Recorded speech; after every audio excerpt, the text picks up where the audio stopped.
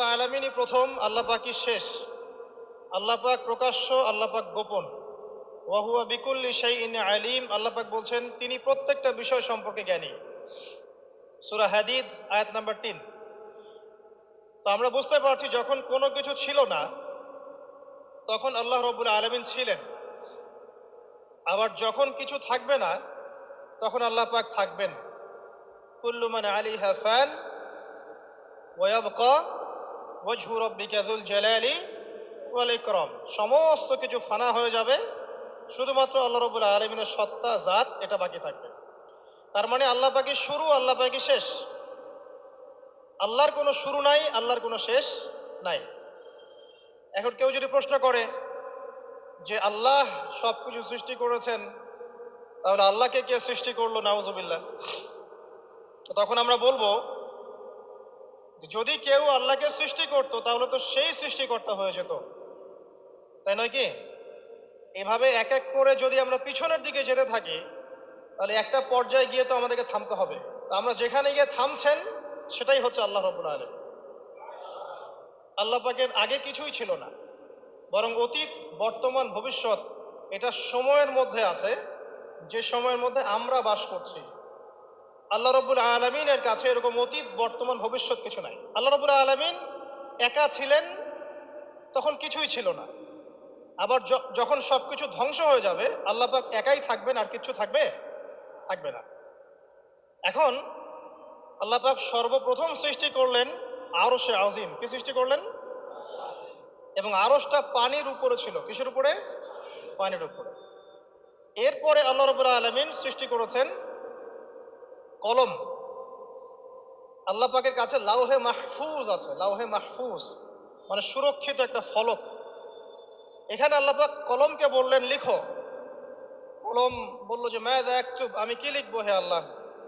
আল্লাহ পাক বললেন কিয়ামত পর্যন্ত যা যা হবে, শেষ দিন পর্যন্ত যা কিছু ঘটবে লিখে ফেলো। কলম লিখে ফেলেছে কিয়ামত পর্যন্ত কি কি হবে। অতএব আপনার রিজিক নিয়ে তো টেনশন করার কোনো দরকার নেই। বিয়ে শাদী হচ্ছে না, এই জন্য কবরে গিয়ে মানত করার কোনো দরকার নেই। সময় মতো হবে ইনশাআল্লাহ। যখন রিজিক তাকদিরে লেখা আছে সময় মতো ইনশাআল্লাহ হবেই। তাকদিরের বাইরে কিছু হবে হবে না। তো আল্লাহ পাক তাকদির লিখে ফেললেন। এমনকি লাউহে মাহফুজে কোরআনও লিপিবদ্ধ আছে। সূরা বুরুজ পড়েন নাই? বাল হুয়া কুরআনুম মাজিদ ফি লাউহিম মাহফুজ। লাউহে মাহফুজ থেকে কোরআন মাজিদ নাজিল করা হয়েছে প্রথম আসমানে।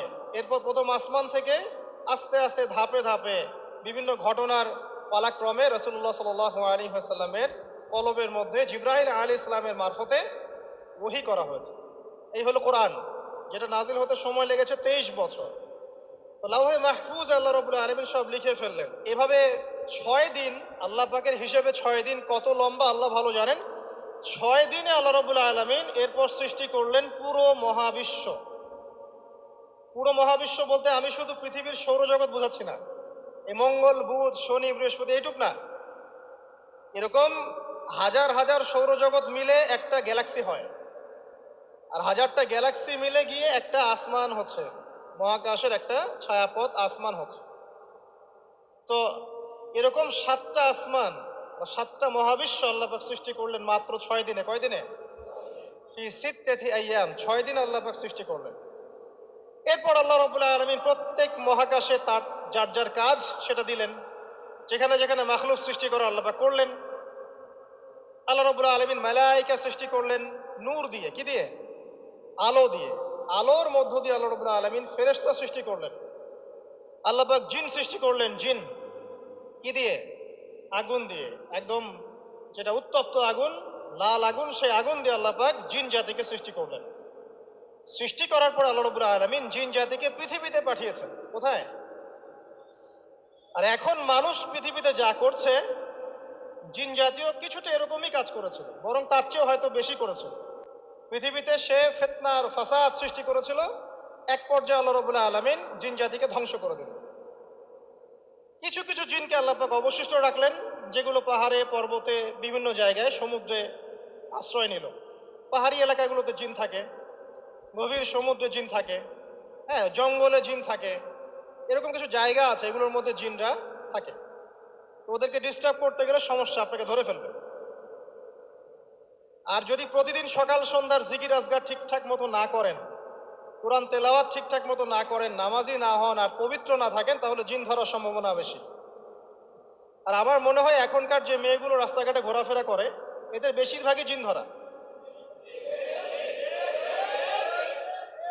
কারণ আছে, এমনি এমনি বলি নাই। এটা আপনাকে বুঝতে হলে আল্লাহ এবং তার রাসূলের চোখ দিয়ে দেখতে হবে তো। কারণ তাদের চাল চলন স্বাভাবিক না, কিছু একটা ওদের উপর ভর করেছে। ওই ভরটা করার কারণে তার চাল চলন আজকে এমন হয়ে গেছে। এবং বহু মেয়ের ঘটনা এমন শোনা যায় যে সরাসরি তারা জিন দ্বারা ইফেক্টেড হয়। দেখেন না, রুকিয়া করতে হয়, শরীয়ভাবে রুকিয়া করতে হয়। তো খেয়াল রাখবেন, সকাল সন্ধ্যার জিকির আজগার ঠিক রাখবেন, কোরআন তেলাওয়াতটা ঠিক রাখবেন, নামাজি হবেন, পাক পবিত্র থাকবেন, জিন আপনাকে কোনো ক্ষতি করতে পারবেন না ইনশাআল্লাহ। জিনরা কিন্তু রাসূল সাল্লাল্লাহু আলাইহি ওয়াসাল্লামেরও ক্ষতি করার চেষ্টা করেছিল। আল্লাহ রাসূল সাল্লাল্লাহু আলাইহি ওয়াসাল্লাম ওটাকে ধরেছিলেন, ধরে মসজিদের খুঁটির সাথে বেঁধে রেখেছেন। নামাজের মধ্যে জিন আমাদের নবীকে ডিস্টার্ব করেছিল, আল্লাহ রাসূল ওই জিনকে ধরেছেন, ধরে খুঁটির সাথে বেঁধে রেখেছেন। তারপরে তার মনে পড়লো সুলাইমান আলাইহিস সালামের কথা। সুলাইমান আলাইহিস সালাম বলেছিল আল্লাহকে, আল্লাহ আমাকে যে ক্ষমতা তুমি দিয়েছো, আমার পরে কাউকে এই ক্ষমতা আর দিও না। আর সুলাইমান আলাইহিস সালামকে আল্লাহ পাক জিন জাতিকে অনুগত করে দিয়েছিলেন। সুলাইমান আলাইহিস সালামের নির্দেশে জিন জাতি বিভিন্ন কাজ করত, এমনকি সমুদ্রের মধ্যে ডুবুরির কাজও করত, সমুদ্রের ভিতর থেকে রত্ন বের করে নিয়ে আসতো। এগুলো কিন্তু অলিক রূপকথা নয়, সত্য ঘটনা। তখন নবী সাল্লাল্লাহু আলাইহি ওয়াসাল্লাম বললেন যে আমার ভাই সুলাইমানের কথা আমার মনে পড়ে গেল, তাই আমি জিনটাকে ছেড়ে দিলাম। তো আল্লাহ পাক জিন জাতিকে সৃষ্টি করে এই পৃথিবীতে পাঠানোর পর তারা এরকম ফিতনা এবং ফাসাদ সৃষ্টি করার পরে আল্লাহ পাক ওদেরকে ধ্বংস করে দেন। দেওয়ার পরে আরো অনেক যুগ এবং অনেক শতাব্দী কেটে যায়। কত যুগ কত শতাব্দী আল্লাহ ভালো জানেন। অনেক লম্বা সময় পরে গিয়ে আল্লাহ রাব্বুল আলামিন ফেরেশতাদেরকে ডাকেন। কাদেরকে ডাকেন?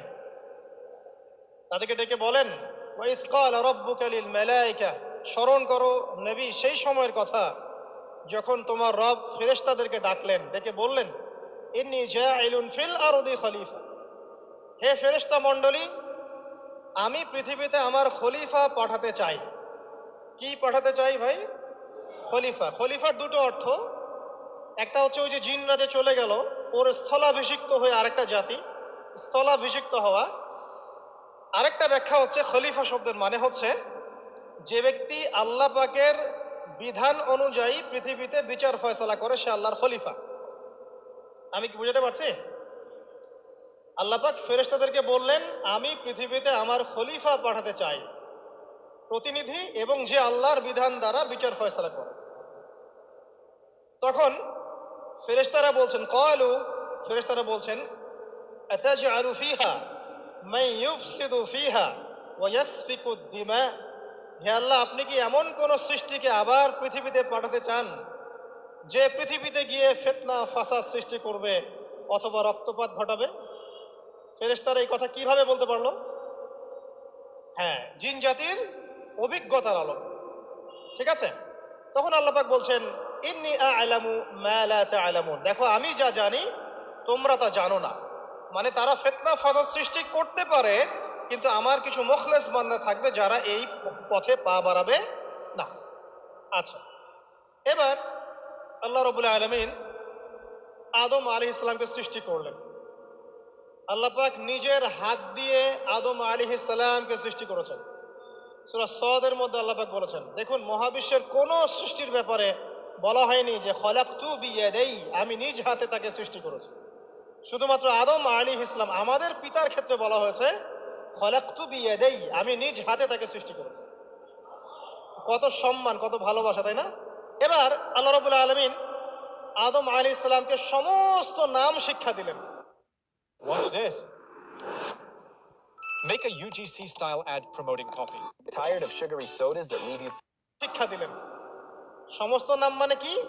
ওয়াল্লামা আদম আল আসমাআ কুল্লাহা, আল্লাহ পাক বলছেন এরপর আমি আদম আলাইহিস সালামকে মহাবিশ্বের যত জ্ঞান আছে সমস্ত নাম শিক্ষা দিয়ে দিলাম। সুবহানাল্লাহ।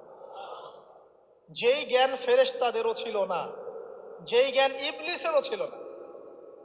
ইবলিস কিন্তু অনেক জ্ঞানী ছিল, অনেক বড় আবেদ ছিল, সে দীর্ঘদিন আল্লাহর ইবাদত করেছে, কিন্তু এই জ্ঞান কিন্তু তারও ছিল না, ফেরেশতাদেরও ছিল না। সুম্মা আরাদাহুম আলাল মালাইকা, এরপর আল্লাহ রাব্বুল আলামিন আদম আলাইহিস সালামকে ফেরেশতাদের সামনে নিয়ে আসলেন, উপস্থাপন করলেন। মহাবিশ্বের ঘটনা, এটা ঘটছে, চিন্তা করেন, এটা কিন্তু ঘটেছে আগে, অতীত। এবার সমস্ত ফেরেশতার সামনে আদম আলাইহিস সালামকে নিয়ে আসা হচ্ছে। এবার বলা হচ্ছে যে হে ফেরেশতারা, তোমরা এই নামগুলো বলে দাও দেখি, তোমরা যদি সত্যবাদী হও। তো ফেরেশতারা বলছেন, লা ইলমা লানা ইল্লা মা আল্লামতানা, হে আল্লাহ, আপনি আমাদেরকে যা শিখিয়েছেন এর বাইরে তো কোনো জ্ঞান নাই আমাদের। তারপর আল্লাহ পাক আদমকে বললেন আলাইহিস সালাম, হে আদম, তুমি সব নাম বলে দাও দেখি। এরপর আদম আলাইহিস সালাম সমস্ত নাম একটা একটা করে বলে দিলেন। তাহলে আমাদের পিতা জ্ঞানী ছিলেন, নজ্ঞ ছিলেন? আর আমরা তার সন্তান হিসেবে জ্ঞানী না অজ্ঞ? এটা আমাদের শোভা পায়। আমাদের পিতা ছিলেন মহাবিশ্বের সবচেয়ে জ্ঞানী সত্তা। আল্লাহ রাব্বুল আলামিন তাকে জ্ঞান শিক্ষা দিয়েছেন, সমস্ত জ্ঞান। তবে তার সমস্ত জ্ঞান আর এই মহাবিশ্বের সমস্ত জ্ঞান আল্লাহর জ্ঞানের তুলনায় কতটুকু জানেন? একটা সমুদ্রের মধ্য থেকে এক ফোঁটা পানি উঠালে যেমন হয়, পুরো মহাবিশ্বের জ্ঞান আল্লাহর জ্ঞানের সামনে এতটুকু। আল্লাহ পাকের জ্ঞান এত অসীম, পুরো মহাসাগরের মধ্য থেকে এক ফোঁটা পানি তুললে, ওই যে এক ফোঁটা পানি তুললেন, এটা মহাবিশ্বের জ্ঞান। আর বাকি সমস্ত পানি এটা আল্লাহ পাকের জ্ঞান। ঠিক দুনিয়ার জীবনের এক্সাম্পলটা এমনই। একটা সাগরের মধ্যে আঙ্গুল ডুবালে, আঙ্গুল উঠালে যতটুকু পানি আঙ্গুলে বেঁধে থাকে, এটা দুনিয়া। আর পুরো মহাসাগরটাই হচ্ছে কি? আখিরাত। নবীজি বলছেন সাল্লাল্লাহু আলাইহি ওয়াসাল্লাম, একটা মৃত গাধাকে দেখে বলছেন, সাহাবীরা, তোমরা কি কেউ এই গাধাটাকে 1 দিরহামের বিনিময়ে কিনবে? কান কাটা, মৃত, গলে আছে, এই গাধাটাকে কিনবা 1 দিরহাম দিয়ে? সাহাবীরা বলছেন, মাংনা দিলেও তো কিনবো না। ইয়া রাসূলুল্লাহ, যদি ফ্রিও কেউ দেয়, বিনামূল্যে দেয়, তাও তো নিব না। তখন নবী সাল্লাল্লাহু আলাইহি ওয়াসাল্লাম বলছেন, এটাই হচ্ছে আল্লাহর কাছে দুনিয়ার এক্সাম্পল। ওই মৃত গাধা তোমাদের কাছে যতটা না ইম্পর্টেন্ট, যতটুকু মূল্য রাখে, আল্লাহর কাছে এই দুনিয়া তার চেয়েও কম মূল্য রাখে। তো এই দুনিয়াতে তো সব ফয়সালা হবে না। আমরা তো হতাশ হয়ে যাই না যে দুনিয়াতে এমন কেন, এটা কেন, ওইটা কেন। দুনিয়া এটারই জায়গা। দুনিয়া সবকিছুর কনক্লুশনের জায়গা না, সবকিছুর পরিসমাপ্তির জায়গা হচ্ছে কিয়ামতের মাঠ। ওই দিন যে সফল সে সফল, যে ব্যর্থ সে ব্যর্থ। দুনিয়ার বাড়ি গাড়ি, স্ট্যাটাস, চাকরি বাকরি, ইজ্জত সম্মান, এটা সাফল্য ব্যর্থতার মানদণ্ড নয়, চূড়ান্ত মানদণ্ড নয়। চূড়ান্ত মানদণ্ড কি? ফামান যুহজিহা আনিন নার ওয়া উদখিলাল জান্নাহ ফাকাদ ফাজ। যাকে জাহান্নাম থেকে বাঁচানো হবে, জান্নাতে প্রবেশ করানো হবে, পুলসিরাত পার হতে পারবে, এই একমাত্র ব্যক্তি সফল। তো সাফল্যের সংজ্ঞাটা জেনে রাখবেন, তাহলে আপনি দুনিয়াতে হতাশ হবেন না ইনশাআল্লাহ তাআলা। এবার কি হলো, যখন আদম আলাইহিস সালাম সমস্ত নাম শিক্ষা দেওয়া সমস্ত নাম বলে দিলেন, এখানে নাম মানে কিন্তু খালি নাম নয়, জ্ঞান বলে দিলেন, তখন আল্লাহ রাব্বুল আলামিন ফেরেশতাদেরকে বললেন, তোমরা সবাই এখন আদমকে সিজদা করো। ওয়া ইয কুলনা লিল মালাইকাতি ইসজুদু লি আদম। আল্লাহ পাক এবার বলছেন, আমি সমস্ত মালায়েকাকে বললাম তোমরা আদমকে সিজদা করো। ফাসাজাদু, সবাই সিজদা করলো, ইল্লা ইবলিস, ইবলিস সিজদা করলো না। কেন করলে না? ইবলিসকে বলা হচ্ছে, ইয়া ইবলিস মা মানাকা আল্লা তাসজুদা ইয আমারতুক, তোমাকে কে নিষেধ করলো সিজদা করতে ওই আদমকে যাকে আমি আদেশ করেছি? কে নিষেধ করলো? তখন ইবলিস বলছে, খলাকতানি মিন নার ওয়া খলাকতাহু মিন তিন, আমাকে সৃষ্টি করেছেন আগুন দিয়ে আর আদমকে সৃষ্টি করেছেন মাটি দিয়ে, আমি কিভাবে তাকে সিজদা করতে পারি? ইবলিস বলতে চাইলো যে আপনি যে বলছেন আদমকে সিজদা করো, আদম তো মাটির তৈরি, আমি তো আগুনের তৈরি, তাহলে আপনি ভুল বলছেন। নাউজুবিল্লাহ। আগুন কেন মাটির সামনে নত হবে? মাটি আগুনের সামনে নত হওয়া উচিত। তার কেয়াস হচ্ছে এমন, কেয়াস মানে কি? তার এটা এটা কি? হ্যাঁ, তার এটা যুক্তি, তার এটা যুক্তি এবং দর্শন যে আমি কেন তাকে সিজদা করব? আমি তো আগুনের তৈরি আর আদম হচ্ছে মাটির তৈরি। তো খলাকতাহু মিন নার ওয়া খলাকতানি মিন তিন, খলাকতানি মিন নার ওয়া খলাকতাহু মিন তিন, আমাকে সৃষ্টি করেছেন আগুন দিয়ে, আদমকে সৃষ্টি করেছেন মাটি দিয়ে। আবা ওয়াস্তাকবারা, আল্লাহ পাক বলছেন সে উদ্ধত হলো এবং অহংকার প্রদর্শন করলো। আর আল্লাহ পাক অনেক কিছু মাফ করে দেন, কিছু কিছু বিষয় আল্লাহ পাক মোটেই পছন্দ করেন। তার মধ্যে একটা হচ্ছে অহংকার, তার মধ্যে একটা হচ্ছে শিরক, তার মধ্যে একটা হচ্ছে অন্যের হক নষ্ট করা, তার মধ্যে একটা হচ্ছে আদম সন্তানকে হত্যা করা, তার মধ্যে একটা হচ্ছে বৃদ্ধ বয়সে ব্যভিচার করা, তার মধ্যে একটা হচ্ছে মুরতাদ হয়ে যাওয়া। ওই যে খ্রিস্টান হয়ে যাচ্ছেন না, খালি মরেন তারপর বুঝবেন, খালি মালাকুল মউত আসুক তারপর বুঝবেন। আল্লাহ রাব্বুল আলামিন বলছেন তার রাসূলের মাধ্যমে, কেউ যদি সাক্ষ্য দেয় আল্লাহ ছাড়া কোনো মাবুদ নাই, মুহাম্মদ সাল্লাল্লাহু আলাইহি ওয়াসাল্লাম শেষ নবী, ঈসা ইবনে মারইয়াম আল্লাহর প্রেরিত নবী, আল্লাহর পুত্র নন, জান্নাত সত্য এবং জাহান্নাম সত্য, এই পাঁচটা বিষয় যদি কেউ সাক্ষ্য দেয় ইনশাআল্লাহ সে জান্নাতে যাবে, তার আমল যেমনই হোক না কেন।